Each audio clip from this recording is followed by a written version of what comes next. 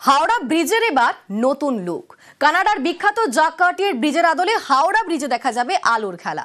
আগামী বছরে শুরু হবে লাইট অ্যান্ড সাউন্ড শো।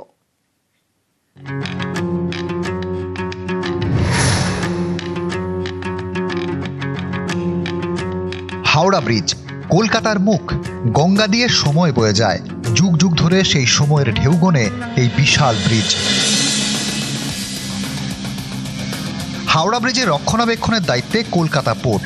তারাই এবার ৮০ পার হওয়া হাওড়া ব্রিজকে সাজানোর সিদ্ধান্ত নিয়েছে। হাওড়া ব্রিজে চালু হবে লাইট অ্যান্ড সাউন্ড শো। পোর্টের ভাষায় dynamic architectural illumination of Rabindra Setu. अभी जो आप देख रहे हैं उससे उसका जो ब्यूटी है और उसका जो इल्यूमिनेशन है उसको 10 टाइम्स इम्प्रूव कर देगा और साथ ही साथ ये एक इंटरैक्टिव और इमर्सिव एक्सपीरियंस होगा जो कि एफिल टावर या जैक एस्कार्टियर ब्रिज कनाडा में आपने देखा होगा। बनकर जब तैयार होगा आज से 8-9 महीने बाद, तो डेफिनेटली ये पूरे इंडिया के लिए एक गर्व का मोनूमेंट और स्ट्रक्चर होगा। কানাডায় সেন্ট লরেন্স নদীর উপরে জাকার্টিয়ার ব্রিজ। এই ব্রিজে নিয়মিত লাইট অ্যান্ড সাউন্ড শো হয়।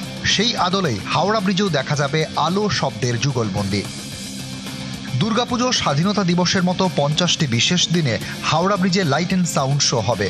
5 থেকে 10 মিনিটের জন্য শো দেখতে হবে টিকিট কেটে। হাওড়া ব্রিজের এই আলো বদলের মধ্যে দিয়ে কেন্দ্রীয় সরকারও চাইছে পর্যটনের ক্ষেত্রে গতি আসুক। এই যে জলপথ NW1 মানুষের যাতায়াতের সংখ্যা, যা হাওড়া ব্রিজের মধ্যে দিয়ে আরো অনেকটা বেশি আকৃষ্ট হতে পারে, আর সেই কথাকে মাথায় রেখেই দ্রুত হাওড়া ব্রিজের এই নয়া লুক আত্মপ্রকাশ করতে চলেছে। ক্যামেরা কুণাল চৌধুরীর সাথে আবির ঘোষাল, নিউজ 18 বাংলা, কলকাতা।